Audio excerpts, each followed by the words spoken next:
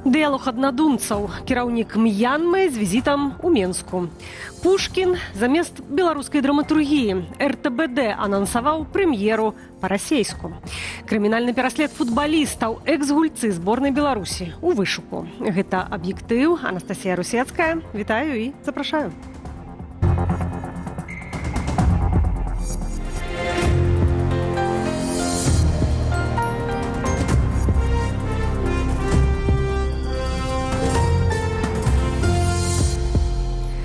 Адзін з самых крывавых дыктатараў сучаснасці у Менску. У Беларусь з афіцыйным візітам прыбыў кіраўнік М'янмы генерал Мін Аун Ляйн, які прыйшоў да ўлады праз вайсковы пераварот і справакаваў грамадзянскую вайну. Міжнародныя суды патрабуюць ягонага арышту за генацыд. Менавіта ў М'янме цяпер квітнеюць рабскія скам-цэнтры, дзе калечаць ці забіваюць, тым ліку і беларусаў.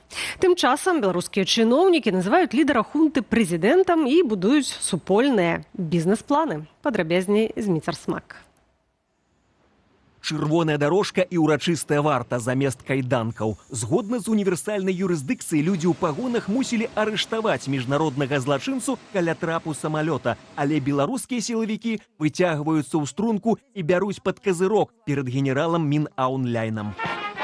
Дзяржаўныя СМІ Беларусі называюць яго прэзідэнтам, але ў свеце ён вядомы выключна як лідар вайсковай хунты М'янмы, адказнай за забойства больш за 100 000 чалавек. Паплечнікаў генерала, што таксама разам з ім у міжнародным вышуку, у тым ліку за сексуальны гвалт, сёння ў Менску сустракалі на ўзроўні прэм'ер-міністра і называлі паважанымі бізнес-партнёрамі. Мы можем дополнять друг друга. Паводле меркавання беларускіх чыноўнікаў, краіны шмат у чым падобныя, і тут яны насамрэч маюць рацыю. Калі Беларусь размешчаная паміж вялікімі геапалітычнымі гульцамі еўразвязамі Расіі, то М'янма месціцца на мапе паміж Індыяй і Кітаем, але таксама не здолела атрымаць ад гэтага карысці праз палітычныя амбіцыі асобных дзеячаў. Падзеі нават супадалі ў часе. На выбарах у 2020 годзе прыхільнікі дэмакратыі занялі 83% месцаў у парламенце. У адказ генерал Мін Аун Ляйн узначаліў вайсковы пераварот. Народ не пагадзіўся, краіну ахапілі масавыя пратэсты, якія хунта тапіла ў крыві. Сёння М'янма фактычна разбураная, там ідзе жорсткая грамадзянская вайна. Войскі хунты знішчаюць цэлыя вёскі, выкарыстоўваюць авіяцыю супраць уласнага насельніцтва, а эканоміка краіны ляжыць у руінах. Лукашенко, у адрозненне ад сусветнай супольнасці і нават ААН, якая прызнала забойства сотняў дзяцей, прызнаў хунту. Вы победили безусловно, безоговорочно. Калі ўлічваць, што вайсковая хунта цяпер кантралюе толькі 5-ю частку М'янмы, а дакладней 21% тэрыторыі, гэтыя віншаванні з перамогаю маюць занадта мала агульнага з рэальнасцю, як і супольныя эканамічныя планы. Нягледзячы на абяцаны прарыў, таваразварот М'янмы з Беларусю мізэрны, усяго $15 мільёнаў за мінулы год. Нават на нелегальным продажы зброі падрыхтоўцы вайскоўцаў для хунты не ўдасца зарабіць шмат, бо ў М'янмы ёсць больш цікавыя прапановы нават ад Расіі. Беларусь заўжды прапануе, памятаем, так? Яна прапануе сельгаспрадукцыю, вось як недавно Узбекістан.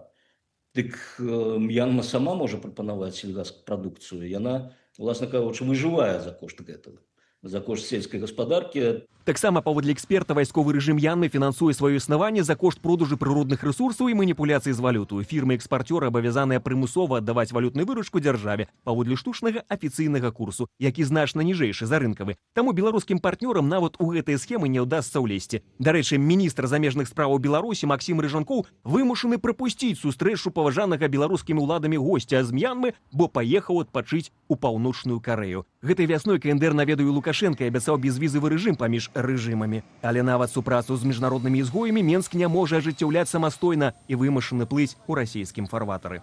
Калі мы глядзім, што ў Менск прыязджае хто-небудзь кшталту Мін Аун Ляйна, да гадалкі не хадзі, перад гэтым ён пару дзён правёў у Маскве. І тут таксама у Менск гэты таварыш завітаў пасля візіту ў Маскву. На тэрыторыях, што кантралююцца хунтай або лаяльнымі ёй вайсковымі групоўкамі, квітнеюць закрытыя крымінальныя анклавы, скам-цэнтры. Там трымаюць рабоў-замежнікаў, якіх прымушаюць займацца інтэрнэт-махлярствам. І вось тут Беларусь уносіць лепту. У кастрычніку мінулага года сталася вядома пра трагічную гібель 26гадовай беларускай Веры Краўцовай. Дзяўчына паехала ў Таіланд працаваць мадэллю, але была выкрадзеная, перавезеная ў М'янму і там забітая. Літаральна 2 тыдні таму з палону злачынцаў у М'янме удалося вярнуць на радзіму яшчэ адную беларускую па-беларуску. Кіраўніком крымінальнага анклаву называюць менавіта Мін Аунляйна. Заўтра ён абмяркуе з Лукашэнкам новыя перспектывы двухбаковай супрацы. Зміцер Смак, Белсад. Сёння на світанні жыхароў Гомля напалохалі гукі ў небе над горадам. Некаторыя карыстальнікі Трэкт скажуць, што распазналі гук знішчальніка. Гомель, а вы таксама гэта чулі? Прыкладна 5:25, 5:27. Так, плюс-мінус 5:20 раніцы. Было вельмі гучна, я чула ў Волатаве. Нібыта штосьці вельмі хутка і вельмі гучна праляцела. Мы ажно прачнуліся. Знішчальнік паводле гуку, бо не першы раз. Таксама чула, прачнулася ад гэтага. Кожара 8, стары аэрадром. Каментараў ад беларускіх уладаў з гэтай нагоды не паступала. Вядома, што жыхары Гомля рэгулярна чуюць гукі дрона, у тым ліку расійскіх шахедаў. Раней выданне «Флагшток» паведаміла пра падзенне ў ваколіцы беларускага металургічнага завода ў Жлобіне невядомага беспілотніка. У выніку гэтага, як адзначалася, адбылася дэтанацыя баявой часткі. Не толькі гутаркі з працаўнікамі КДБ, правяранне тэлефонаў і асабісты дагляд пры панятых. Цяпер распрананне на мяжы здымаюць на відэарэгістратар. Прынамсі, пра некалькі такіх выпадкаў на беларуска-польскай мяжы стала вядома выданню «Мост». Адзін з іх здарыўся з беларускай журналісткай. Жанчыну прымусілі распрануцца да бялізны перад 3 работніцамі і ўжо ўключанымі камерамі. Пра практыку асабістых аглядаў з распрананнем у памежных пунктах пропуску на заходняй мяжы Беларусі упершыню сталася вядома сёлета ў чэрвені. Звычайна туды дасылалі паводле палітычна матываваных прычынаў, а афіцыйна захаду тлумачылі падазрэннем на кантрабанду ці правоз наркотыкаў. Беларускія праваабаронцы трактуюць такія дзеянні сілавікоў як псіхалагічны ціск і парушэнне правоў чалавека. Новы навучальны год, новыя клопаты для бацькоў. Апроч іншага, ці будзе іхным дзецям у школе цікава, камфортна і сытна. Ужо былі анансаваныя змены ў падыходах да харчавання школьнікаў, але некаторыя пытанні ўсё ж засталіся. Разбіралася Марына Яновіч.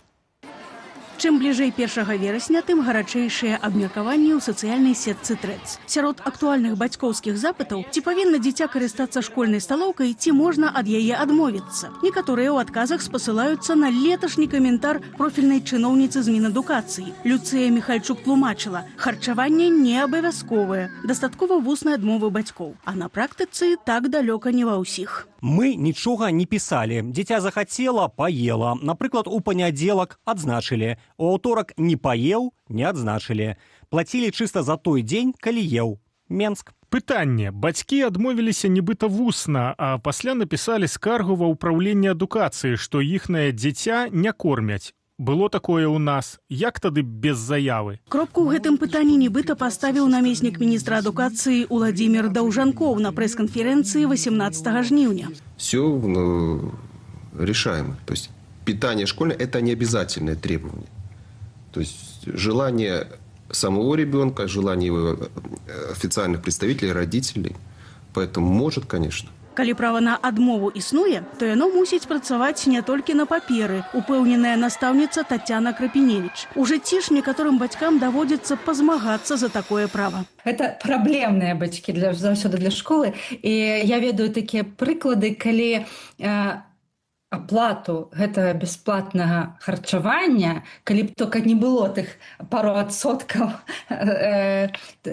працэнтаў тых, хто не харчуецца, бралі на сябе аплату настаўнікі, адміністрацыя. Прытым кожны ведае, што рэгулярнае паўнавартаснае харчаванне вельмі важнае для школьніка, бо арганізм актыўна расце і мае патрэбу ў энергіі, а яе даюць пажыўныя рэчывы. Если достаточно длительно ребенок будет оставаться без еды, без калорий в школе, обучаясь, имея какой-то интеллектуальный труд, расходуя калории, ему нужно будет их выполнять, иначе у него будет падать концентрация внимания, он будет раздражительный, учиться будет труднее. То есть ребенок не должен быть в школе голодным. Аднак школьная сталоўка са стравамі, якія любіць не кожны, не адзіная магчымасць правільнага харчавання. Ланчбокс, прынесены з дому, цалкам здольны задаволіць усе патрэбы юнага арганізму. Если это цельнозерновой хлеб, и в нем там какой-нибудь хумус, яйцо, не какая-то колбаса, да, там соленая из неизвестно чего, а просто там кусок куриной грудки, то это замечательный бутерброд. Мы опять-таки соблюдаем там баланс того, чтобы был белок, были сложно усваиваемые углеводы, чтобы был какой-то овощ с собой обязательно. Паводле доктаркі Церакулавай, суп зусім не абавязковы пункт сілкавання, і тэмпература ежы не мае істотнага значення. Таму адмова ад школьнай сталоўкі сама па сабе шкоды не зробіць. Важна не дзе есці, а што спажываць цягам дня. Марина Янович, Белсат.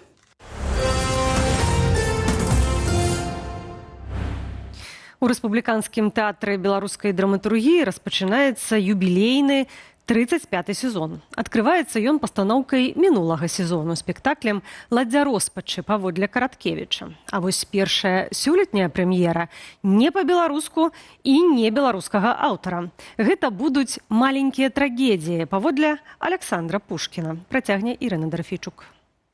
Першая прэм'ера юбілейнага сезону ў рэспубліканскім тэатры беларускай драматургіі запланаваная на снежань. Маленькія трагедіі рыхтуе дырэктарка тэатру Святлана Навуменка. Маленькія трагедіі – гэта жамчужына драматургіі. Таму зварот да гэтага твору для нас не толькі пэўны досвед, але і сур'ёзны выклік. І мы жадаем узяць гэтую вышыню. Гледачы ў садсетках ужо назвалі падзею немаленькай трагедыяй. З 28 дзяржаўных прафесійных тэатраў Беларусі цалкам беларускамоўнымі цяпер застануцца толькі два – Купалаўскі ў Менску і Коласаўскі ў Віцебску. Страціць сваю адметнасць у пагоні за аўдыторыяй. Нават не ведаю, хачу я гэта глядзець ці не. Наступны Купалаўскі. Я мяркую, што гэта размывае канцэпцыю тэатру. Чаму на сцэне тэатру беларускай драматургіі так мала беларускай драматургіі? Галоўнай фішкай РТБД былі менавіта эксперыментальныя пастаноўкі і беларуская мова. Пра намер пашырыць прысутнасць расійскай мовы ў рэпертуары цяперашняе кіраўніцтва РТБД гаварыла яшчэ год таму. Сярод планаў на мінулы сезон быў спектакль паводле твору расійскага пісьменніка і прапагандыста Захара Прилепина, але яго так и не поставили.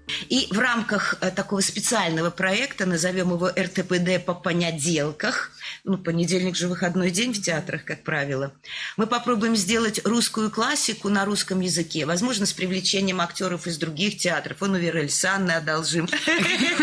Я не могу, у меня самой не хватает. Ситуация с недахопом актора узнікла пасля 2020-го. Тады РТБД пакінула амаль палова трупы. А з прыходам Святланы Навуменкі ў 2024-м адбылася новая хваля звальненняў. Частку спектакляў давялося зняць з рэпертуару. Сёння ўсе дзяржаўныя тэатры працуюць ва ўмовах кадравага дэфіцыту, жорсткай цэнзуры ды ідэалагічнага кантролю.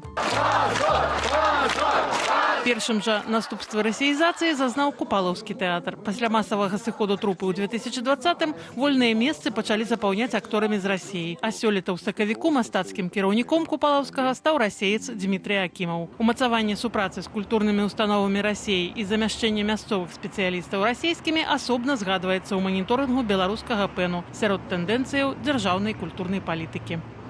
Ірына Дарфійчук, Белсат. Расійскі ўплыў фармуе самую культурную сістэму цяперашняй Беларусі, азначыў каментары Белсату кіраўнік Беларускай рады культуры Сергей Будкін.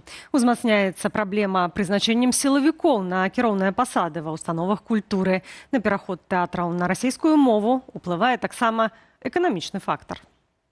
Тэатры, безумоўна, павінны зарабляць, яны вымушаны думаць пра эту кан'юнктуру рынку, про тое, каб гастраляваць у Расіі ці быць больш зразумелай публіцы, якая перадусім расійскамоўная, а то і складаецца з рускіх турыстаў, які ходзяць у тэатр. Таксама. Таму беларускі тэатр так ці інакш імкнецца ўбудавацца вось у гэту расійскую культурную інфраструктуру, і гэта, безумоўна, небяспечна. Безумоўна, пагражае незалежнасці у культурніцкім плане таксама. калі беларускія акторы граюць рускі рэпертуар яшчэ і для рускага рынку ці з разлікам на рускамоўных, то тут наўпроставы рызыка, што Беларусь страчвае сваю культурную суб'ектнасць, не паказвае свой нацыянальны прадукт, зроблены рукамі, мазгамі беларускіх творцаў. Былых гульцоў футбольнай зборнай Беларусі абвясцілі ў вышук. Гаворка пра вядомага былога брамніка Геннадзя Туміловіча, а таксама абаронцу Мікалая Золатава, які працягвае прафесійную кар'еру. Якія прэтэнзіі мае да іх рэжым Лукашэнкі, высвятляў Ян Федаровіч. Супраць былых футбалістаў зборнай Беларусі Геннадзя Туміловіча і Мікалая Золатава завялі на радзіме крымінальныя справы. Я человек законопослушный, законов не нарушаю, даже не представляю. Что касается меня и моих пошуков, ищите, хлопчики, я у Израиля, у Батьяме. Приезжайте, У чым канкрэтна вінаваціць спартоўцаў невядома, але іх ужо унеслі ў беларускую і расійскую базы вышуку. Ситуация простая. Багато хто со спортсменов у 2020 году и после войны не смогли стрымать шчыры позыв такое покликание, выказаться правдиво и сумленна про то, что адбываецца, выступить супраць гвалту, супраць войны. Геннадзь Туміловіч у часы гульнявой кар'еры быў адным з самых скандальных футбалістаў зборнай. Брамнік даўно пакінуў спорт, але цяпер прыцягвае ўвагу выказваннямі ў садсетках. Туміловіч не толькі асудзіў расійскую агрэсію і падтрымаў у 2020 годзе пратэсты. У сваёй экспрэсіўнай манеры ён да таго ж рэгулярна пляжыць лукашэнкаўскіх чыноўнікаў. Пару месяцаў таму дасталася міністру спорту Сергею Ковальчуку. Каждое интервью Ковальчука – это шедевр. Пляжный футбол легче, чем работать в колхозе. Теперь в министерском кресле сложнее, чем работать в колхозах, которых уже у нас нету. Колхозы ты вспомнил. Ты не в колхозе тогда. Ковальчука журналісты называюць аўтарам схемы, апрабаванай на беларускіх футбалістах. Гульцы, якія ў 2020 годзе асудзілі гвалт з боку сілавікоў, пасля атрымалі негалосную забарону выступаць у клубах і зборнай Беларусі. Умовай вяртання называюць запіс пакаяльнага відэа або інтэрв'ю. Шмат няправільнага і непатрэбнага было сказана мною на эмоцыях у мінулыя гады, у чым я шчыра раскайваюся. Падтрымайце Украіну і украінскі народ. Ідзе геноцид. Не трэба быць геніем, каб разумець, што Пуцін сваімі загадамі адпраўляе хлопцаў паміраць дзеля сваіх амбіцыяў, дзеля сваіх хворых фантазіяў. Што цікава, Золатаў у 2025 годзе вярнуўся ў Беларусь і правёў некалькі гульняў за Макслайн з Віцебску. Аднак сваю вельмі акуратную пакаяльную заяву ён зрабіў ужо пастфактум, калі зноў выехаў з Беларусі. А праз паўгода супраць яго завялі крымінальную справу. Пытанне ў тым, што розныя структуры займаюцца рэпрэсіямі. І тут галоўнае, як знайсці ганца, які зможа спыніць гэты працэс. Бывае, што ёсць выхад на сілавіка з адной структуры, але ён не можа паўплываць на сілавікоў з іншай структуры. Золатаў, такое адчуванне, аказаўся занадта мелкай такой рыбкай, які не знайшоў сабе адэкватнага заступніка, адэкватнага сітуацыі. Проста цяпер Золатаў бароніць колеры каманды Зімбру з Малдовы. Геннадзь Туміловіч жыве ў Ізраілі. Летась ён паведаміў, што атрымаў грамадзянства гэтай краіны. Ян Федаровіч, Белсат. У аб'ектыве на гэтым ставім кропку. Больш інфармацыі шукайце ў нашых сацыяльных сетках, а таксама на старонцы Белсату. Інфармацыйны вечар працягне студыя Белсат, якую мы правядзем разам з Алесем Залеўскім. Вітаю, гаспадарства. Сёння у нас дзве тэмы. Першая, гэта ў Менску сёння прымаюць кіраўніка М'янмы, а следам развіваюць кантакты з урадам Талібану. Навошта Лукашэнку партнёрства з ізаляванымі рэжымамі і ці сапраўды яны могуць замяніць Беларусі страчаныя рынкі і сувязі з Захадам. І яшчэ адна гісторыя пра ізаляцыю ўжо ў беларускім спорце. Недавно быў матэрыял, гаспадарства бачылі, два былыя футбалісты зборнай апынуліся ў вышуку, аднаму не дапамогло нават публічнае раскаянне. Каго Беларусь страціла за 6 гадоў палітычнага адбору ў спорце? Неўзабаве высветлім у студыі Белсат. Студыя Белсат праз імгненне, будуць таксама і іншыя тэмы. Заставайцеся з намі.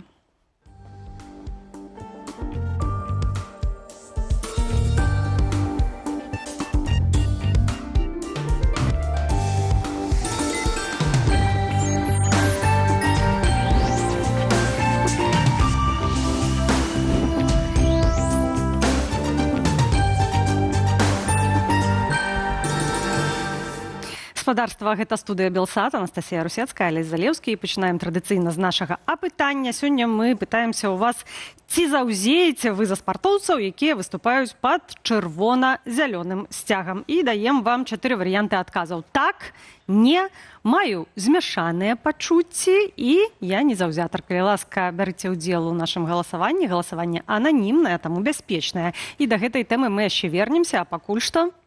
А пакуль што так, я завіс на тым, што 3% у нас зноў з'явілася, ёсць столькі адказаў на... Не скажу, які варыянт. Тут прагаласуеце і тады пабачыце вынікі. А пакуль што, уласна, да нашай першай тэмы, найбліжэйшыя партнёры і аднадумцы. Так, сёння беларускі прэм'ер Александр Турчин назваў Беларусь і Мьянму. Кіраўнік гэтай краіны Мин Аун Ляйн прыляцеў у Менск пасля сустрэчы з Пуціным і сёння сустрэнецца з Лукашэнкам.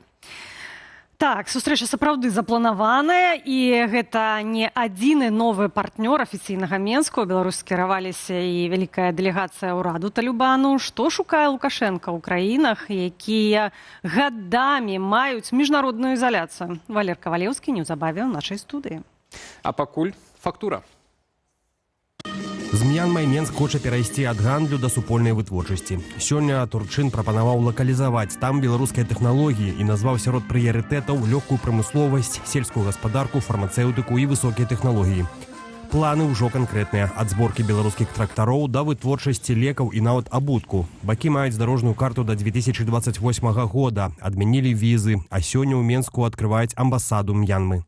Пры гэтым у краіне трывае грамадзянская вайна. Пракурор міжнароднага крымінальнага суда запытваў ордар на арышт Мин Аун Ляйна.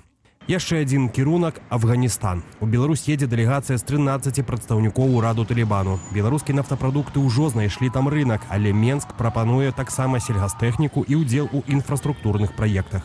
Дык Беларусь сапраўды знаходзіць новыя рынкі і выходзіць з ізаляцыі, ці проста мяняе геаграфію сваёй ізаляцыі? Валер Кавалеўскі, кіраўнік агенцтва еўраатлантычнага супрацоўніцтва, з намі ў студыі. Спадар Валер, вечар добры. Вечар добры. Дзякуй за запрашэнне. Пачнем ад гэтай цытаты Турчына. Што гэта такое? Найбліжэйшымі партнёрамі і аднадумцамі назваў ён Беларусь і Мьянму. У чым тут аднадумства, на вашу думку? У падобнай вось гэтай палітычнай ізаляцыі, ці тое, што ў нас падобныя рэжымы, ці гэта проста такі найперш прагматычны пошук рынкаў збыту ў дадзеным выпадку беларускіх тавараў? Так, я думаю, найперш гэта маецца на ўвазе ідэалогія, то бок гэта такія жорсткія аўтарытарныя рэжымы, якія ізаляваныя, якія не баяцца ісці на самыя розныя парушэнні закона правоў чалавека, міжнародных абавязацельстваў дзеля таго, каб захоўваць сваю ўладу. І ў гэтым сэнсе Беларусь і Мьянма апынуліся вельмі блізкія адна да адно. За апошнія гады Мьянма перажывае гэтыя падзеі дзесяцігоддзямі, Беларусь таксама, на жаль. І мы апынуліся вельмі блізкімі адно да аднаго. Хаця і адной і другой краіне трэба вырашаць свае практычныя пытанні.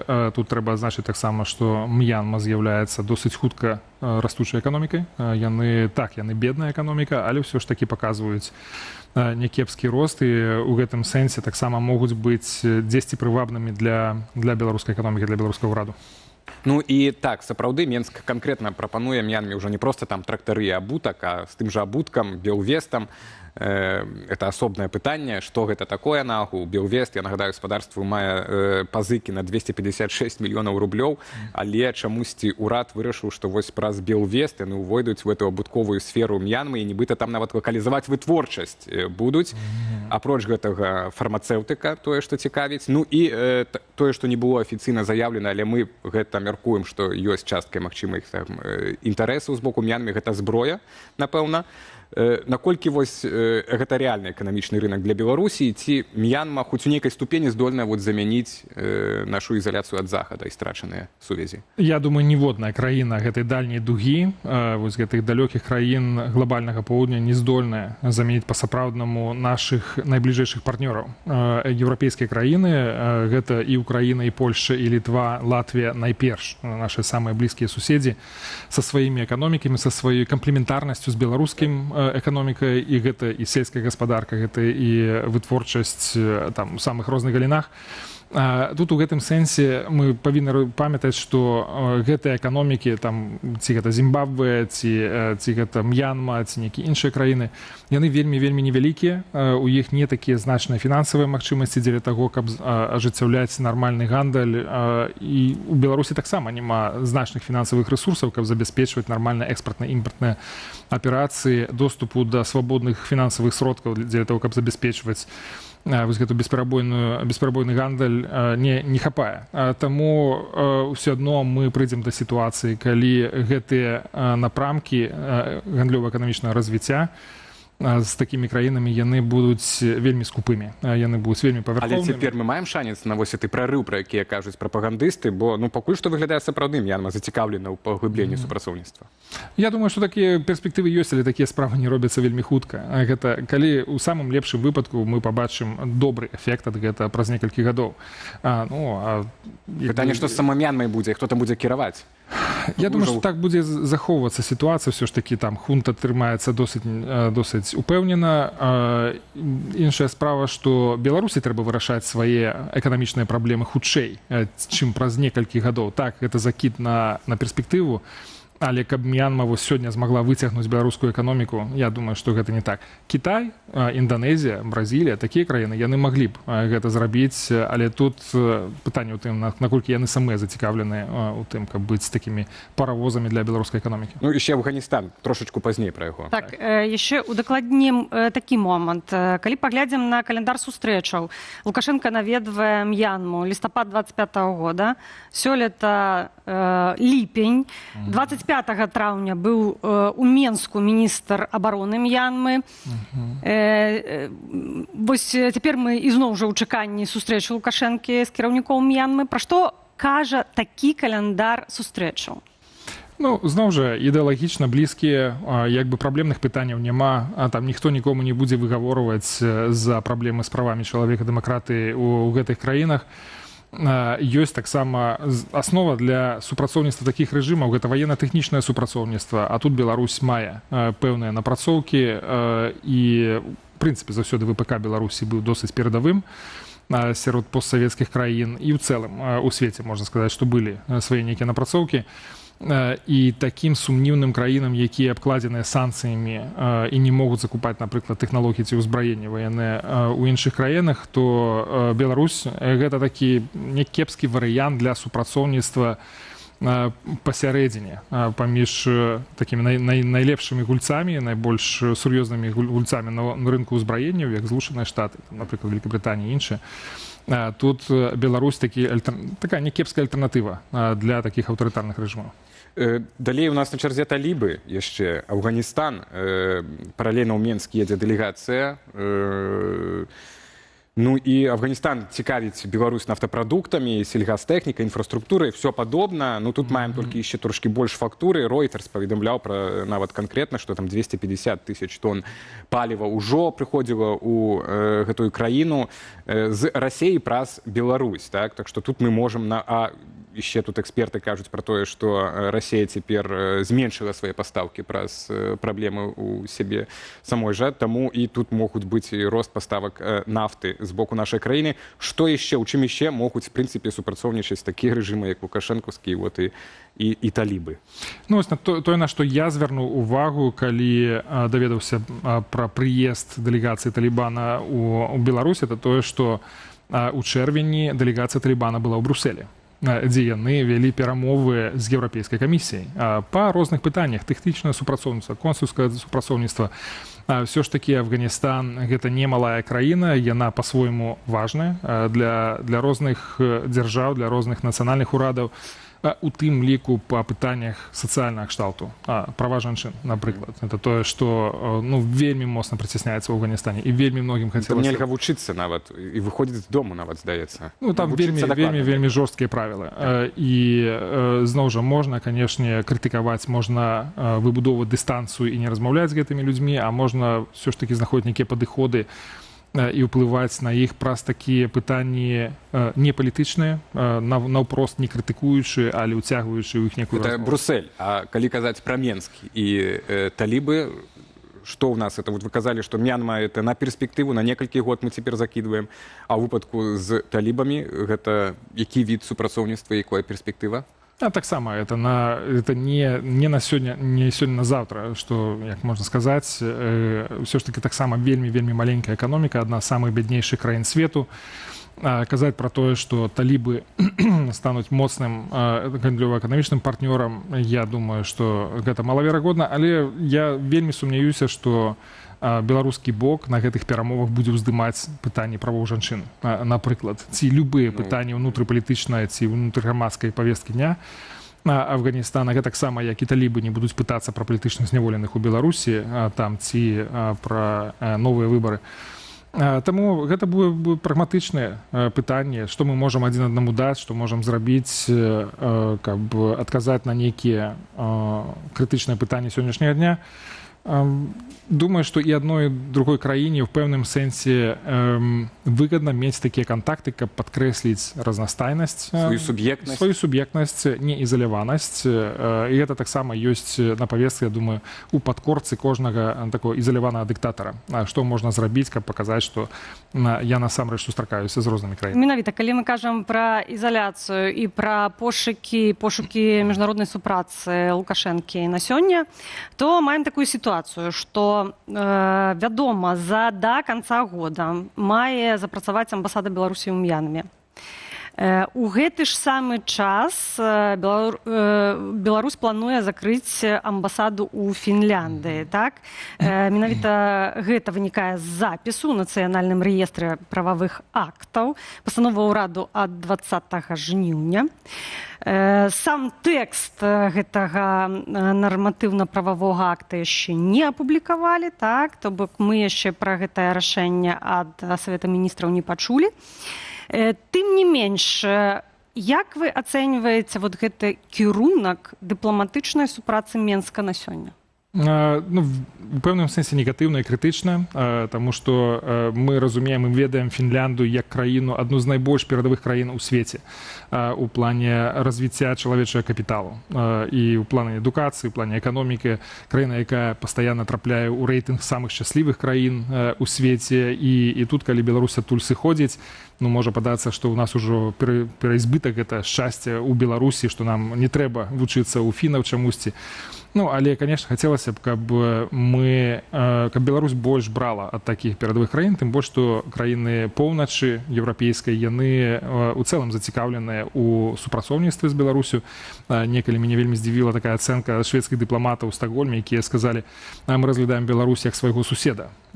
І там здавалася б, пэўная дыстанцыя ёсць, але яны падкрэсліваюць таксама такую цікавую геаграфічную дэталь, што адлегласць ад Стакгольма да Мінска удвая карацейшая, чым ад Стокгольма до Парижа. І ў нашым разуменні гэта заходняя Европа, а насамрэч яны да нас вельмі блізкія, і яны маглі б вельмі шмат што даваць Беларусі, гэтак сама, як і Беларусь магла б шмат чым аддзячваць. Але не, зачыняюць. І пра што гэта можа сведчыць? Пра некую доўгую, такую ўжо вонкава-палітычную стратэгію афіцыйнага Менску, што мы з ізаляцыі выйдзем не хутка, еўрапейскай, і што ўжо проста на бліжэйшыя гады трэба настрайвацца на Мьянму, Афганістан. Калі я ўяўляю сабе працу беларускага дыпламата ў Хельсінкі сёння, то я разумею, што гэта вельмі і вельмі вузкае поле. Ты далёка не пойдзеш, у цябе няма магчымасці нармальна размаўляць з урадам, таму што ёсць адпаведныя нейкія заклапочанасці сітуацыі ў Беларусі.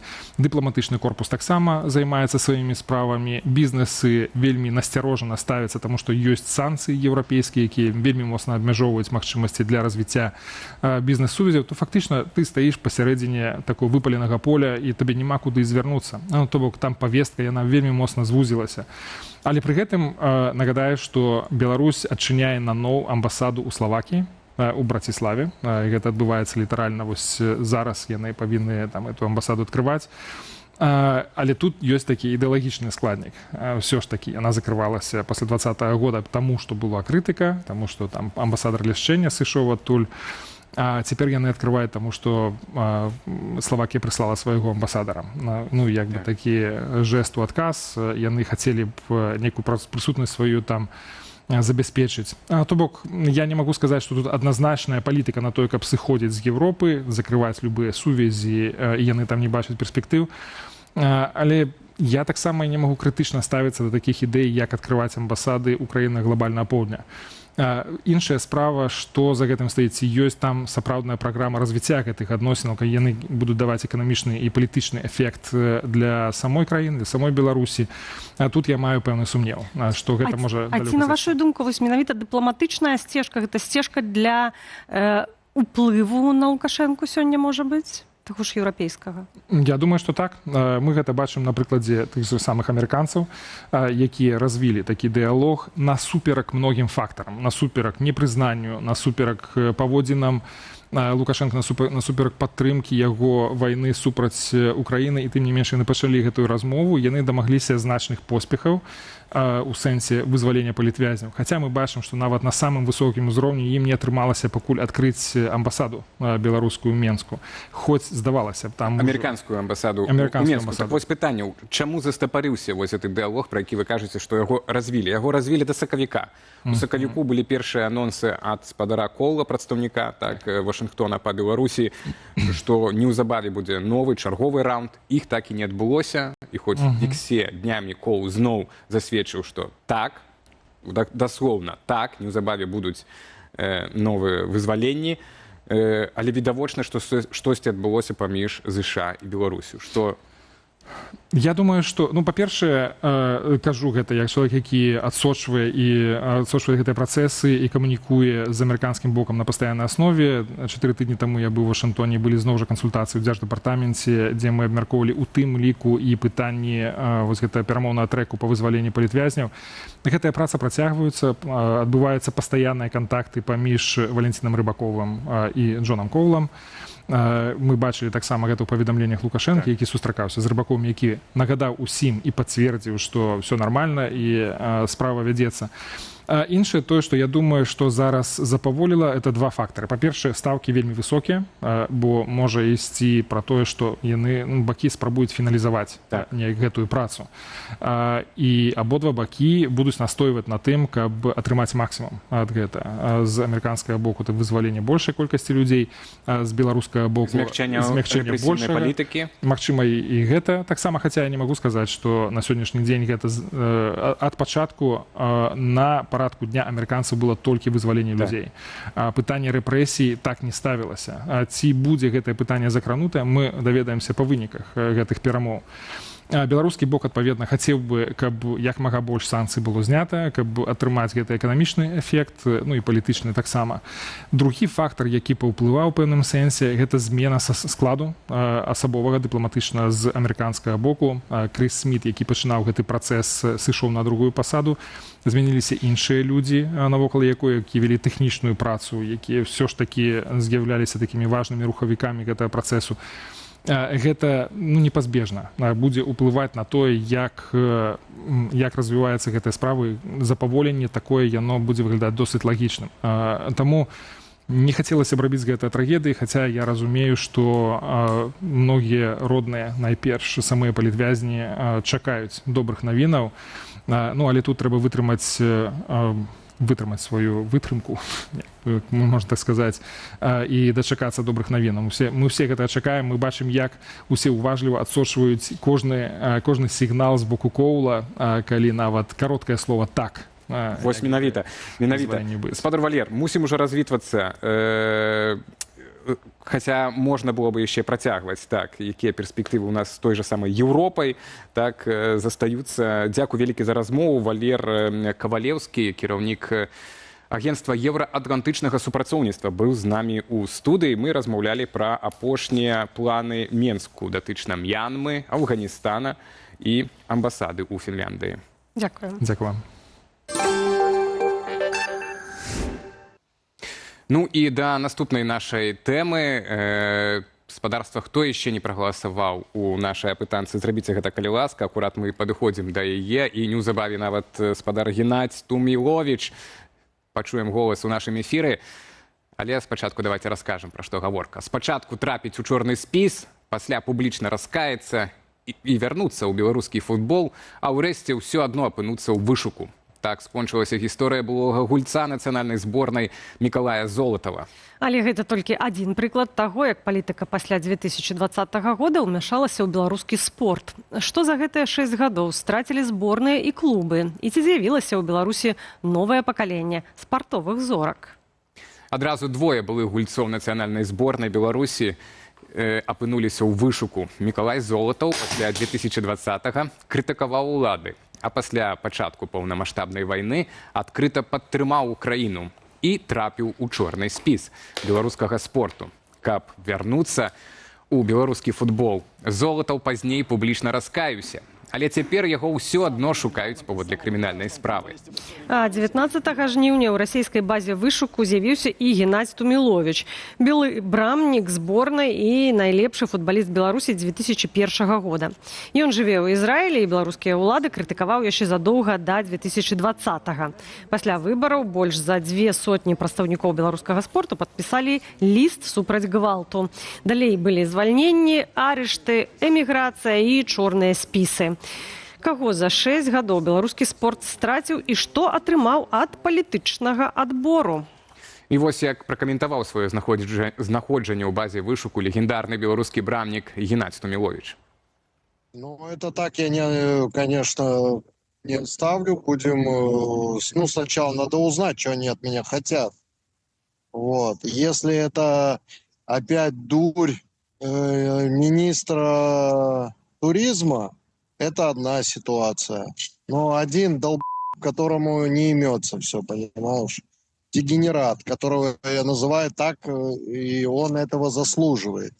Человек занимается, поставили на эту должность спортом заниматься, а он то с Чукоткой договора подписывает, то черные списки составляет. Если от этого идиота, то в принципе ничего страшного. Короче, что касается меня и моих пошуков, ищите, хлопчики, я у Израиля, у Батьями. Приезжайте,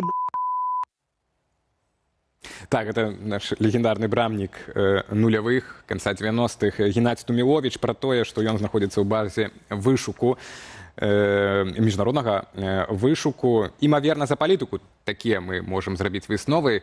Якія высновы зрабіў наш наступны спікер Еўген Вяроўка, кіраўнік футбольнага праекту «Про-трэнінг СВ», ну і былы калега, футбаліст Золатава. Добрый вечер. Вітаем вас. Добрый день. Спадар Еўген, а у вас ёсць разуменне, чаму ў Золатава не атрымалася вярнуцца у афіцыйны спорт, нягледзячы на свае пакаянні? Як это працуе?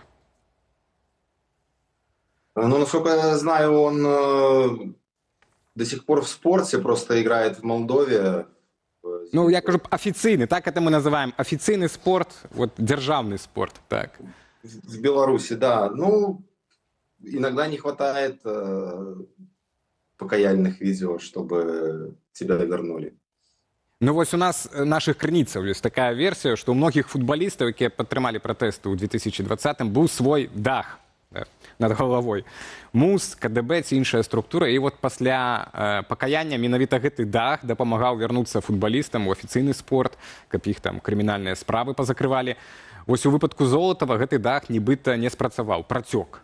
Вось. Наколькі такая сістэма ўвогуле адпавядае таму, што вы ведаеце знутры беларускага футболу? Ці это правдзівая версія, на вашу думку? Насчет Золотова, мне просто кажется, что слишком громко было в плане, когда началась война в Украине, слишком громко он высказался, и это во многих СМИ было опубликовано, и в том числе и в украинских, в российских, поэтому тут, наверное, одним видео там покаянием вряд ли обойдется. Вот. Ну и, наверное, он не настолько ценный для белорусского спорта персонаж, чтобы его возвращать, прощать его за такие действия.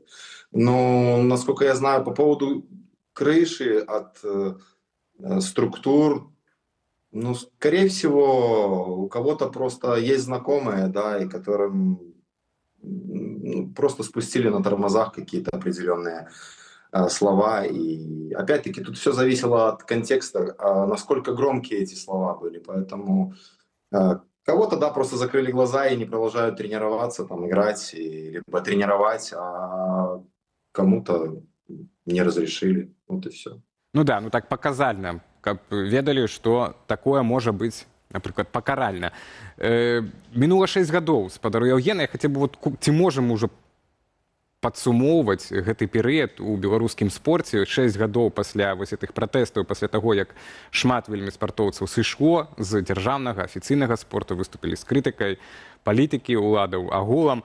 Некаторыя многія павярталіся, але многія не вярнуліся, і тыя ж самыя футбалісты, як Ілья Шкурін, который цяпер паспяхова грае ў той жа Польшчы. Але вось ці за гэтыя 6 год беларуская сістэма выхавала, так, не то, што выхавала, выпусціла, скажем так, новыя імёны, новыя зоркі, так? Ці мы можам сказаць, што вось это амаль таталітарная сістэма, да, которая цяпер там савецкая сістэма, ці яна эфектыўная, в прынцыпе, у сучасным свеце? Ці ўсцяж мы пастаўляем, Беларусь пастаўляе новых спартоўцаў, бо вось мы так у рэдакцыі задумаліся, нейкіх такіх імёнаў і не прыгадалі, а у вас якія ацэнкі? Ну, я где-то здесь соглашусь с Геннадием Тумиловичем, с коллегой своим. Знаю его хорошо. Он всегда достаточно красноречив был и говорил правду, даже пусть она была какая-то слишком острая. Я соглашусь с тем, что министр спорта и туризма занимается всем чем угодно эти 6 лет, кроме непосредственно спорта, непосредственно футбола. То же самое касается и федерации, поэтому, конечно, никаких новых имен нет и, наверное, в ближайшее время не будет. Какие-то локальные, может быть, успехи, там, 1-2 человека куда-то попадут, но это, опять-таки, вопреки, если у ребят там родители будут осознанные более, где-то будут помогать им куда-то уезжать в какие-то европейские академии, и таким образом как-то просовываться. А сама система подготовки молодых спортсменов, к сожалению, я про футбол говорю, я не компетентен в других видах спорта, не будет ничего, потому что сама система подготовки, она не изменилась, а только зарегулировалась и ухудшилась. Спадар Яўген, напрыканцы нашай размовы зазначу, што мы запытваліся сёння ў нашых гледачоў, ці заўзееце за спартоўцаў, якія выступаюць пад чырвона-зялёным сцягам. Гэта аднясенне да таго, што спорт па-за палітыкай ці сапраўды можа быць. І 63% адказалі не, і толькі 4% адказалі так, 16% кажуць, маю да такіх спартоўцаў змяшаныя пачуцці, 18% увогуле не заўзятары. Ваш кароткі адказ на гэтае пытанне. Ці вы заўзееце за спартоўцаў пад чырвона-зялёным сцягам? Нет, конечно, нет. Я даже не вижу, за счет чего я там должен за них болеть. Переживаю за Шкурина. Дзякуй за гэтую размову. Гэта быў Яўген Вяроўка, кіраўнік футбольнага праекту «Про тренінг СВ».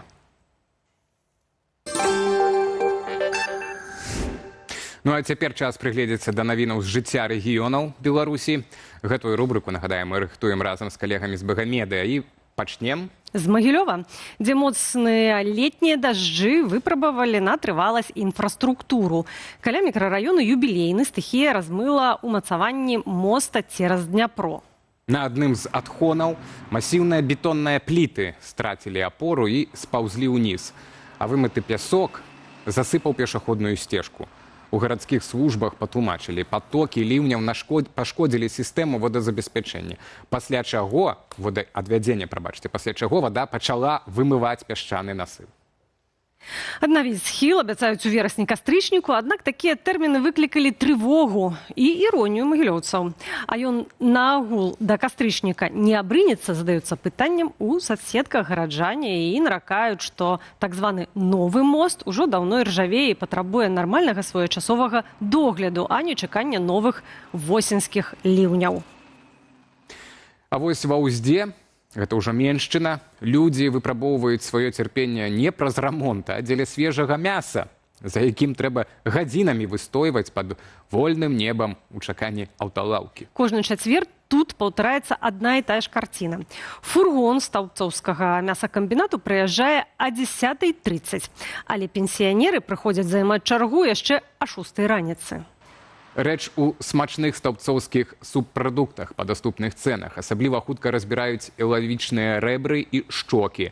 Аднак першыя пакупнікі часта скупляюць увесь дэфіцыт для сябе і сваякоў, пакідаючы астатніх з пустымі рукамі. На мясакамбінаце тлумачаць, павялічыць пастаўкі фізічна немагчыма, бо аб'ём субпрадуктаў напростава залежыць ад колькасці перапрацаваных тушаў. Жыхары УЗДО адказ просяць або адкрыць у горадзе паўнавартасную фірмовую краму, або хаця б увесці абмежаванне на водпуск тавару ў адныя рукі.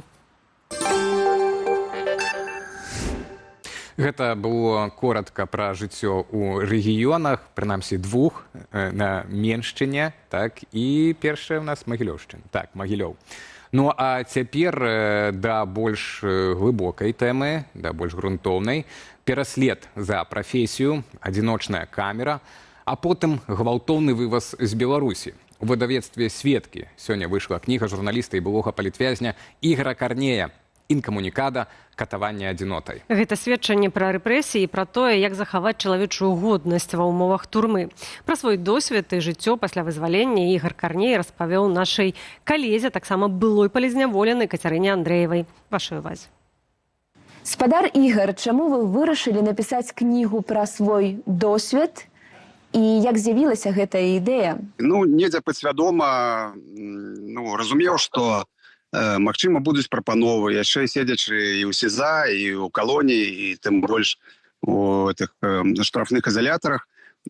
Так ці інакш, прафесія журналіста абавязвае нешта фіксаваць, нават таго, можа, і не плануючы, але так у падкорцы мозгу застаецца. І ўжо пасля цынічнае выдварэння, якое здарылася у першай такой больш-менш калектыўнай партыі у чэрвені 2025 году. Я першы месяц быў у Літве, оформлялі такія легальныя документы. Фактычна это была літоўская нацыянальная віза. А пасля прыехаў у Польшу, дзе хацеў пабачыцца перадусім са сваімі дочкамі, там дзве ў мяне жывуць. І сярод іншага, натуральна, была сустрэча з сябрамі, з калегамі. І падчас адной з іх Тацяна Нядбай, кіраўніца беларускага ПЭНу, сказала, што тут ужо ледзь не канстатацыя факта. Хочаш не хочаш, трэба нешта зафіксаваць, апісаць сваю гісторыю іншых вязняў па магчымасці, з кім перасякаўся, можа, з кім быў у кантакце падчас зняволення. Пасля гэта я пераехаў ужо далей з Польшы на Азоры, дзе і зараз знаходжуся. Тут моя жонка і малодшая дачка, яны таксама з'ехалі неўзабаве пасля майго затрымання, бо маглі быць і наступствы непажаданыя для жонкі таксама. Скажем так, не сталі чакаць сюрпрызаў ад сілавікоў. І тут я літаральна 1 верасня, это будзе зусім хутка год, сеў у сваёй каморцы, бо такія умовы былі амаль блізкія да ШЗА ПКТшных, абмежаваная прастора, без вокнаў, такая як бы кладоўка, скажем так, каморка.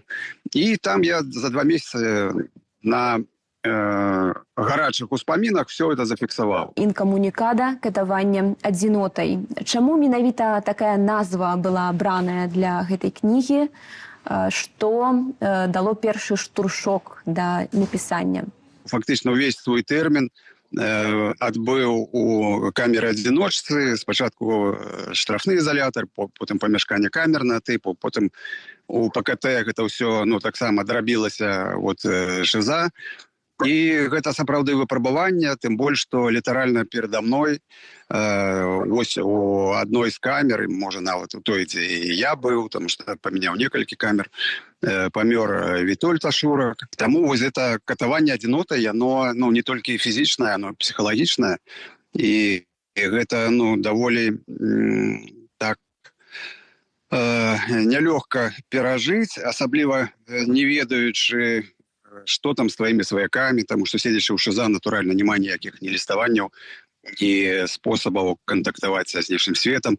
У ПКТ крыху лепш, але, напрыклад, мае лісты увогуле практычна не выходзілі. Там факт таго, што ў 21 стагоддзі ў еўрапейскай краіне практыкуецца менавіта такі спосаб катавання праз тое, каб цябе пакінуць без сувязі са знешнім светам, изолировать себя максимально. Вот это и есть катаванне адзінотай, потому что и специалисты признаюць, и психиатры, что гэта одна з вычварэнскіх формаў здзеку, якая мусіць сябе просто декласаваць, зрабіць сябе не чалавека, а істоту, з якой потым можна рабіць все, што заўгодна. І натуральна, адна з мэтаў, і яна не хаваецца самімі супрацоўнікамі адміністрацыі, гэта цябе цалкам зняважыць і знявечыць і знішчыць.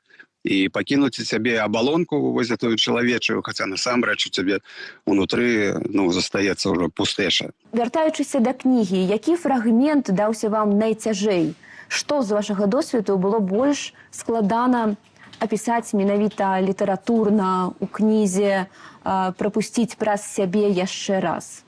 Вось было, маральна цяжка, чуючы там на вуліцы, нават, што там і птушкі спяваюць, і недзе там промні сонца прабіваюцца праз эту фрамугу, якая зверху пад столлю, а ты вось тут гібееш, просто без усялякага сэнсу.